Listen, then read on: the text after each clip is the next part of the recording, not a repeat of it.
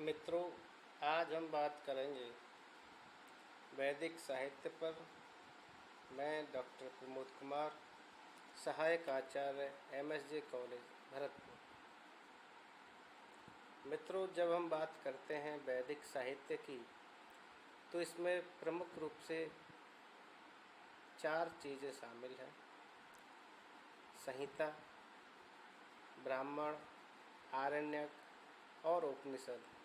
इन चारों को ही सम्मिलित रूप से वैदिक साहित्य का एक अंग माना जाता है।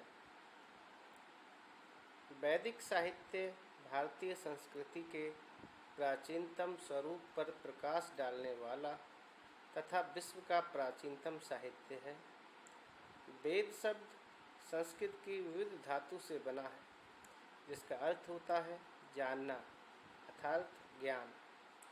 प्राचीन परंपरा के अनुसार वेदों को नित्य और अपौरुषेय अर्थात जिसे कोई व्यक्ति ना कर सकता हो यानी ईश्वरकृत माना जाता है तथा ब्रह्मा को इसका रचयिता माना गया है।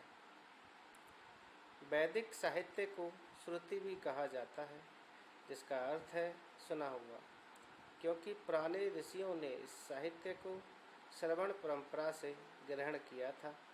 बाद में इस ज्ञान को स्मरण करके जो ग्रंथ लिखे गए वे स्मृति कहलाए। वैदिक साहित्य के अतिरिक्त अन्य हिंदू धर्म ग्रंथ स्मृति कहलाते हैं, यानी मनुष्यों की बुद्धि या स्मृति पर आधारित। सामान्यतः वैदिक साहित्य के कालक्रम को 2 भागों में विभक्त किया गया है। पहला है ऋग्वैदिक या पूर्व वैदिक काल। इससे अभिप्राय ऋग्वेद के उस काल से है जिसका समय आमतौर पर 1500 से 1000 ईस्वी पूर्व माना गया है, जबकि उत्तर वैदिक काल के अंतर्गत यजुर्वेद, सामवेद और अथर्ववेद तथा उससे संबंधित साहित्य आता है, जिसका काल सामान्यतः 1000 से 600 ईस्वी पूर्व माना गया है। वैदिक साहित्य से अभिप्राय। वैदिक साहित्य से अभिप्राय 4 वेदों से। ये हैं ऋग्वेद, सामवेद, यजुर्वेद और अथर्ववेद। प्रत्येक वेद की अपनी एक संहिता है तथा प्रत्येक संहिता से संबद्ध ब्राह्मण, आरण्यक एवं उपनिषद ग्रंथ हैं। ये सभी वैदिक साहित्य का ही अंग हैं। ऋग्वेद, सामवेद और यजुर्वेद को संयुक्त रूप से त्रयी कहा गया है। संहिता। वेद के मूल भाग को संहिता कहते हैं। संहिता का अर्थ है संग्रह। संहिताओं में मूल सूक्त एवं ऋचाएँ मिलती हैं। इनमें देवताओं के स्तुतिपरक मंत्रों का संकलन है। प्रत्येक वैदिक मंत्र का एक देवता और ऋषि होता है। मंत्र में जिसकी स्तुति की जाए वह उस मंत्र का देवता है, और जिसने उस मंत्र के अर्थ का सर्वप्रथम दर्शन किया हो वह उसका ऋषि है। जब हम 4 वेदों की बात करते हैं तो उससे संहिता भाग का ही अर्थ लिया जाता है। वेदों की संख्या 4 है: ऋक्, साम, यजुर और अथर्व। ऋग्वेद। ऋग्वेद आर्यों का प्राचीनतम ग्रंथ है, जिसे विश्व साहित्य की प्रथम एवं प्राचीनतम रचना माना जाता है।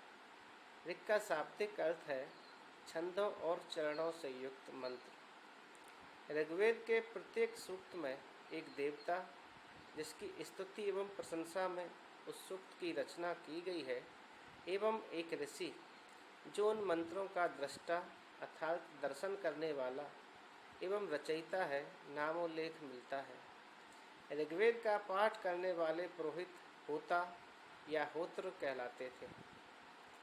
ऋग्वेद में कुल 10,600 मंत्र और 1017 सूक्त हैं। कुछ विद्वान ऋग्वेद के परिशिष्ट में दिए गए 11 बालखिल्य सूक्तों को भी इसका अंग मानते हैं। तदनुसार ऋग्वेद के सूक्तों की संख्या 1028 होती है। ऋग्वेद में कुल 10 मंडल या अध्याय हैं, परंतु इनमें दूसरे अध्याय से लेकर 7वें अध्याय को ही प्राचीनतम माना जाता है, जबकि अध्याय संख्या 1, 8, 9 एवं 10 परवर्ती काल में जोड़े गए माने जाते हैं। ऋग्वेद की 5 शाखाएं हैं: शाकल, वास्कल, आश्वलायन, सांख्यायन और मांडूक्य। इनमें से वर्तमान में सांकल संहिता ही उपलब्ध है। ऋग्वेद के मंत्र दृष्टा या निर्माता ऋषियों में 6 ऋषि प्रमुख हैं: गुत्समद, भारद्वाज, अत्रि, विश्वामित्र, वामदेव और वशिष्ठ।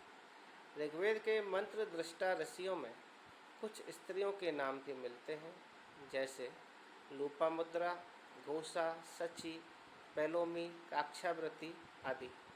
इनमें लोपामुद्रा प्रमुख थीं, जो विदर्भराज की पुत्री एवं अगस्त्य ऋषि की पत्नी थीं। सामवेद। सामवेद में गेय अर्थात गीत के रूप में गाई जा सकने वाली ऋचाओं का संकलन मिलता है।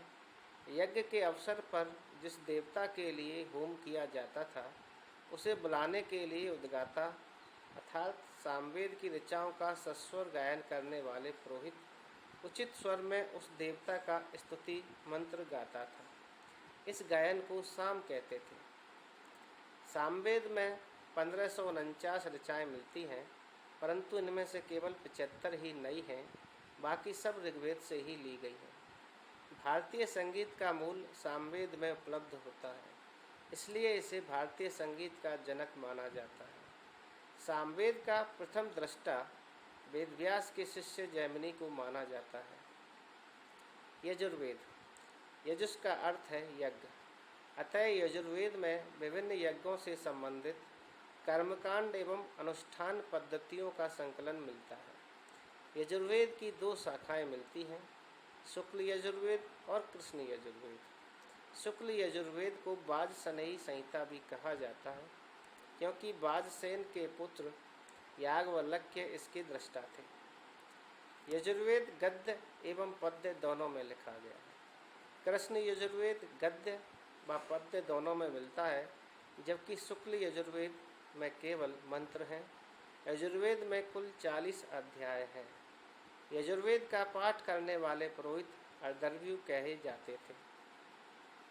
अथर्ववेद। यह तीनों वेदों से भिन्न तथा उनके बाद की रचना है।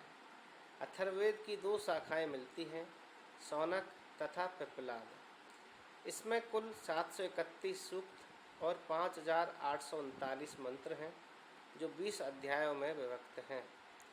इनमें 1200 के लगभग मंत्र ऋग्वेद से ही लिए गए हैं। इसका वाचन ब्रह्मा नामक पुरोहित करता था, अतः इसे ब्रह्मवेद भी कहा जाता है। अथर्वा नामक ऋषि इसके प्रथम दृष्टा थे, अतः उन्हीं के नाम पर इसे अथर्ववेद कहा जाता है।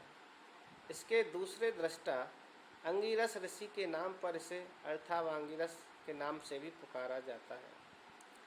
आयुर्वेद चिकित्सा, औषधियों आदि के वर्णन होने के कारण इसे वैसज्य वेद भी कहा जाता है। पृथ्वी सूक्त इस वेद का अति महत्वपूर्ण सूक्त है, इस कारण इसे महिवेद भी कहते हैं। अथर्ववेद में आर्य एवं अनार्य विचारधाराओं का समन्वय दिखलाई पड़ता है। अथर्ववेद में सर्वाधिक उल्लेखनीय विषय आयुर्विज्ञान है। इसके अतिरिक्त जीवाणु विज्ञान तथा औषधियों आदि के विषय में भी इसमें जानकारी दी गई है। भूमि सूक्त के द्वारा राष्ट्रीय भावना का सुदृढ़ प्रतिपादन सर्वप्रथम इसी वेद में हुआ है।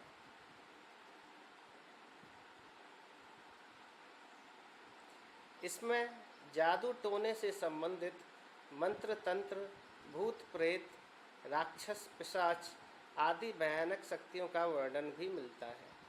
ऋग्वेद के उच्च कोटि के देवताओं को इस वेद में गौण स्थान प्राप्त हुआ है। अथर्ववेद को त्रयी से बाहर रखा जाता है।